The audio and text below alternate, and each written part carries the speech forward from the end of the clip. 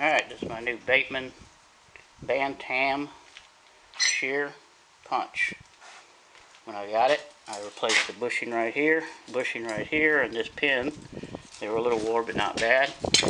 It had a different set of jaw cutters, and it had a square receiver punch, but it didn't have the punch. I guess whatever you call that die. Bateman Incorporated, Mineral Wells, Texas. They're now Rogers Manufacturing. They told me this one was made in about the 60s. When I purchased it, it had this cutter, angle iron, channel iron, small channel iron, and square bar. I bought a 5/16 bit. It's a little larger. 5/16 sits right here. I also bought a 3/8. That was the die that was in it. That's the wore out bushings. They weren't too bad. The wore out pin was showing some pretty good signs of wear that I replaced. I put this new cutting guide on it.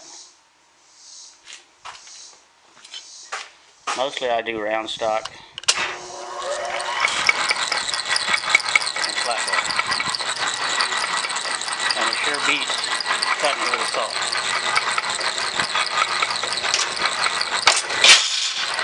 That was 3/16 like butter. I still need to do something about a table for feeding it, but that works for now. Not much on these on YouTube, so I figured I'd show. I think this is a great little machine for a shop, or even manufacturing. That's for 5/8 bar and 3/8 bar, and it's nothing to it. It whacks right through it. And of course the punch, I took the die out, punch out, because I don't want people getting their hand punched accidentally, so I just took it out for now.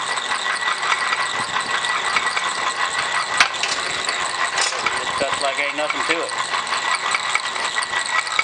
I think for the money you can't beat this. Anywhere from a couple $1,000s to brand new, they're less than $10,000.